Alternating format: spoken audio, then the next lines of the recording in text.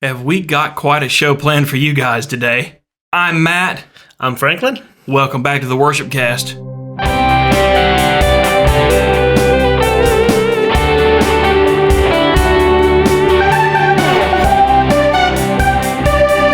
Do you play a weird instrument?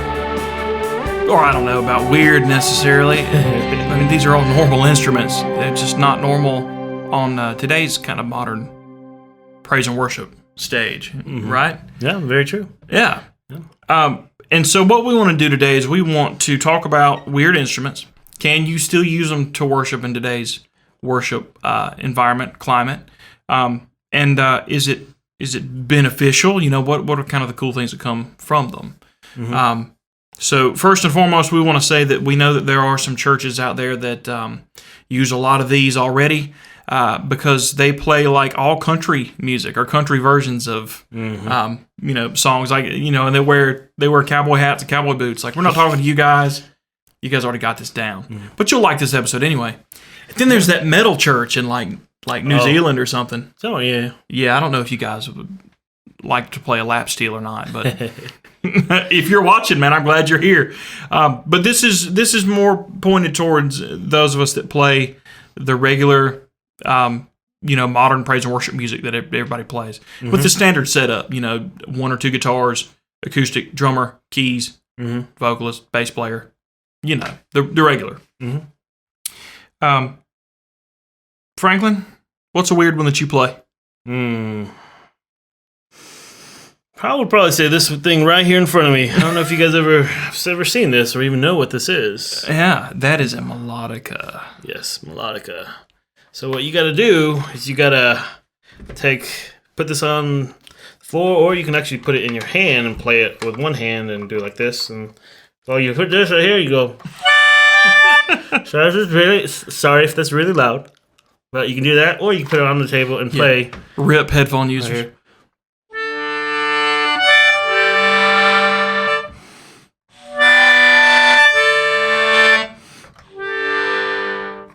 It's all about breath. Yeah. I suck at breathing. So, it kind of brings it in and out. Yeah. What's cool about something like this is, if you play keys, it's a keyboard. Pretty much, yes.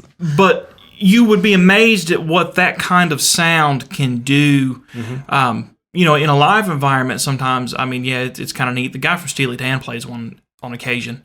But from a recording environment, if you're trying to get like a weird old kind of piano sound, record one of these, put it through like a 2-driver kind of thing in your computer. Oh yeah. Yeah. You get some really neat stuff out of stuff like that. You'll start making a stank face when you hear it. You're like, Oh yeah. If you're stank facing it, it's good. For me, and again, this is one of those things where guitar is my main instrument.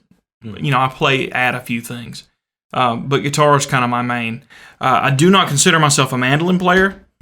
But I have one. Quick shout out to Presley Bright for letting me borrow this one day and then kind of not wanting it back.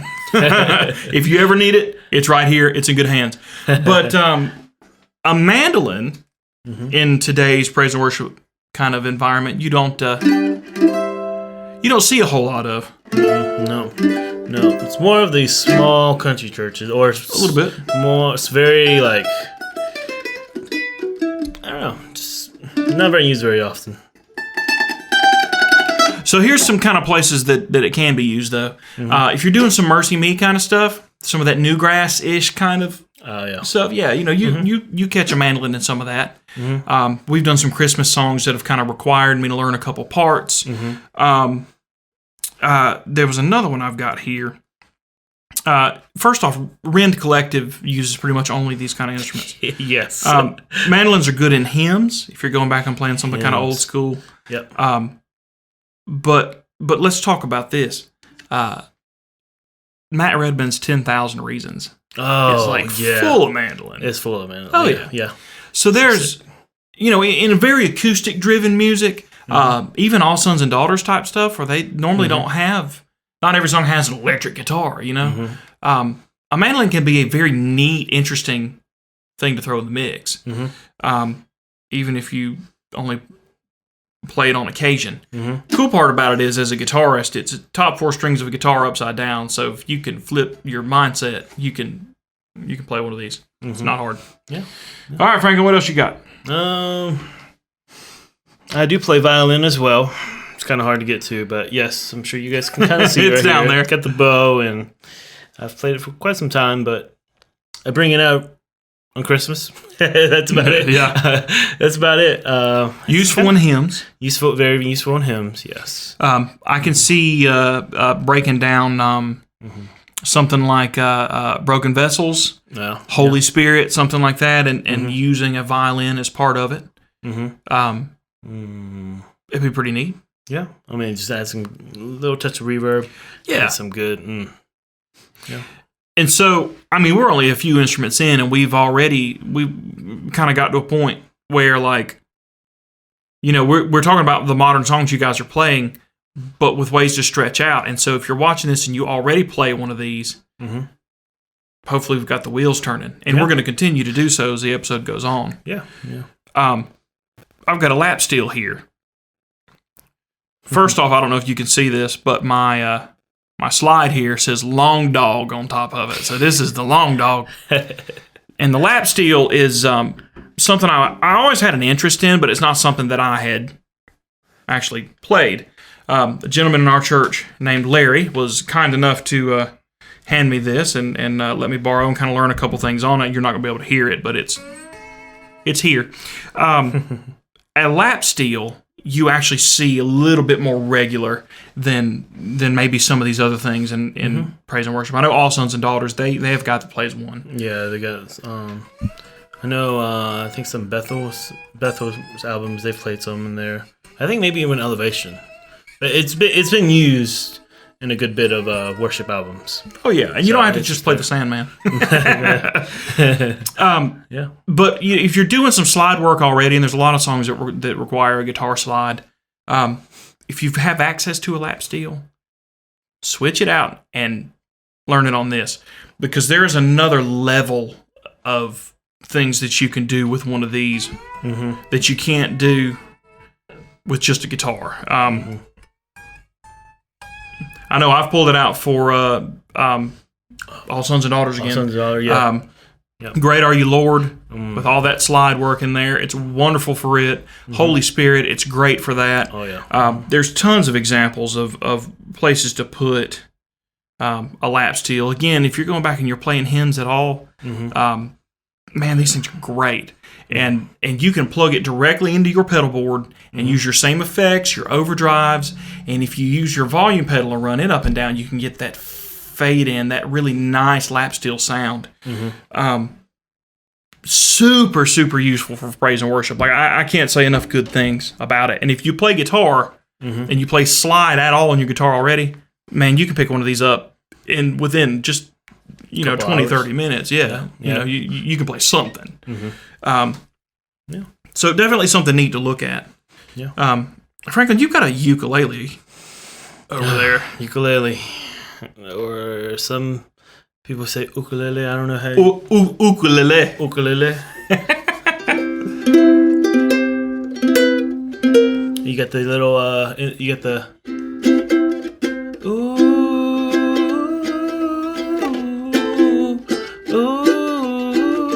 If I can play it.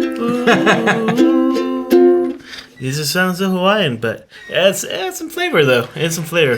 If you're in Hawaii, you need one of these for your church. Yeah. But seriously, in an acoustic set, you don't think about this much. But if you've got people playing acoustic guitars and a mandolin and a dobro, and you play ukulele a little bit, throw one in an acoustic mix. It'll stand out. They're neat. They're so neat. I mean, you can do. How great is our God?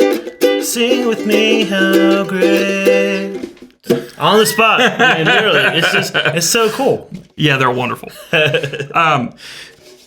Let's talk about this too before we kind of break into the next section. Auxiliary drums. Let's talk about that. For years, let's make sure they don't fall. There we go. We're good. For years, a lot of bands have had a drummer and then an auxiliary drummer that has the chimes, has shakers, has the bongos and all that stuff, big congas. And that's all they do is kind of the auxiliary drums. It's not just up to your drummer to reach over and hit a chime every once in a while. Like somebody dedicated to that style, the 3/2, the claves and all that stuff. Steve, I'm looking at you. Those kinds of auxiliary drums can add so much to a set. Just that extra beat in there. A chime at the right moment can add a little bit of like mystical kind of, and it can really help push the mood the song already has. Yep. A shaker. Oh, it's so simple, but yet it does so much. If you don't have it, you're like, something's missing. But then when you add it, you're like, oh, that's it. That's just like, oh yeah, it fills the space. Especially, we play a lot of things in 6/8, and a shaker was made to play things in 6/8. Man, 1, 2, 3, 2, 2, 3. And God, shakers are wonderful. So, if somebody plays auxiliary drums, it plays those kinds of things, especially in stuff like Lift Your Head Weary Sinner or Ain't No Grave, where you've got kind of a different, almost kind of bluesy kind of sound in it anyway. If you've got somebody that plays this kind of stuff, bring him in. Oh yeah. It's wonderful. It adds so much. It just adds so much to the space. I don't know. There's a lot of empty space that sometimes can just be filled up, and only the pack can do so much too. As a keyboard player, I feel like an orchestral version of Holy Spirit coming on from all of us soon. Oh yeah. Anyway, I would do it. More video on that later. There's a lot of churches that have like a pit band, so they'll have a few horns and strings along with the kind of the regular worship band. There's a few around here that do something similar to that. Yeah, there are. That requires a little bit extra from a music director. Yeah, there's a lot of conducting. There's a lot of looking. The conductor's watching. Like, it's a lot. And things get different too when you're talking about arranging. When you're talking about trumpets and stuff that are B flat tuned instruments. Somebody shows up with a flugelhorn. Now you've got an F instrument that you've got to. And so if you don't have your arranging chops kind of there with you, it can be. You can't just hand somebody playing a trumpet song in the key of C. It don't work that way. No, don't work that way. But you all that stuff is readily available. But let's talk about some mainstream songs and bands that already use an odd instrument here and there, just to further prove our point that odd instruments are not odd instruments. Anyway. Oh man, yeah, I can see that. Rend Collective, man. Yeah, Rend Collective. This guy was some funky. Were you there when we saw him? No, I didn't get to come with you guys that time. But. The guy had like a stick with stuff taped to it. He just beat them together. That's what I heard. Yeah. Just banging out on it. Oh yeah. But what I'm seeing is they're using Mercy Me's doing this a good bit. Cody Carnes every once in a while will show up and play a bunch of weird stuff like this. Yeah, I've seen him play some drums and some other things. The big drum thing is kind of what I'm getting at. The big drums that you hit with mallets just to enforce that bottom end. That's becoming a normal thing. Yeah. The timpani and some of that kind of stuff is showing up a little bit. Timpani showing up. Just drums all over the stage. Yeah. There's trumpets have been showing up lately too. It's been. Oh yeah. Yeah. We make fun of God's Great Dance Floor, but that dude. Oh, that killer! He plays a monster trumpet. Yeah, he was a real mariachi. He came in on stage. I was there at the pastor when he first played it. It was like, what? We were all like, oh, okay. And it fits so well. It really does. It does. Horns though are interesting, because they only play one note at a time. But I can see, and I would love if there's any horn players watching in our area, let's talk, because I would love to write and arrange some parts for a small horn section to reinforce chords at certain parts of the song, or to hit certain stabs a certain way. We've all listened to Continuum. Let's not pretend we haven't. The John Mayer album. The horn section is just it's like 3 or 4 guys. Mm-hmm. Bob Reynolds is one of them, and they do little stabs and little runs at certain parts. And there are certain worship songs that I can hear something like that in. Again, reinforcing chords with the voicings and stuff. If you were at a church that had a few horn players, do that. Take a video, send it to me. I'm super intrigued. I want to be there. But all that stuff is not only possible, but if you don't play something like this and you've always wondered, now's the time. Yeah. Go ahead and give in. Go get something weird. Bring it out. If you're a worship leader and you've got people in the church that play some of these things and you don't know how to incorporate them, it can be done. It can be done very quickly. It can be done. Give it a shot.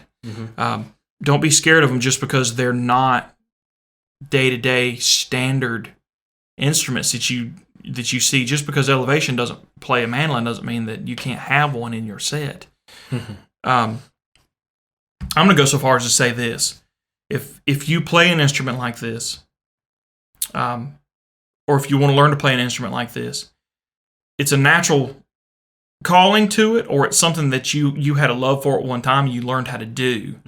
I would almost say that opening your horizons like that and being yourself and doing something out of the norm can enhance your worship experience. It can bring out more of who you are, of the gift that God gave you, that you give back to God in those moments. Especially if you're playing to the song and you're doing it your own way, it can enhance your worship experience that everybody will be able to tell. Yep. It'll enhance yours personally, but then it can also even enhance those that you're able to help lead. Again, once you're on that stage, you are a worship leader. Okay, can't preface that enough. But you're going to be held to a worship leader standard then and there as well. And nothing. Well, if you play hurdy-gurdy, I'm sorry. The orkazoo. Yeah. Mouth trumpet. Nothing is off limits. But I would say this: if you want to, if you're wanting to play Lion and the Lamb, that big guitar lead, maybe don't try and cover it with a mandolin. You still want to play the song. The songs are written a certain way on purpose, but there are things that can be done and things that can be changed out in a very tasteful way that end up in a good place. Oh yeah. So I want to challenge you on this episode. If you play something other than the standard, learn a few praise and worship songs on it and see what you can do. See if you can add it in with the band. See if you can worship with it, because I promise you can. Yeah. Going off of that, we're going to do something.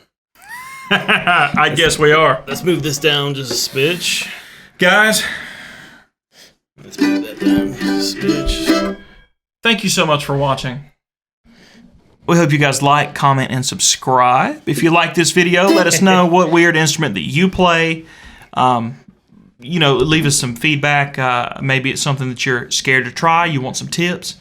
Let us know. We'd love to help. We'd love to talk to you. Check us out on Facebook, Instagram, YouTube, Twitter. And we will see you guys on the next episode. Oh, yeah.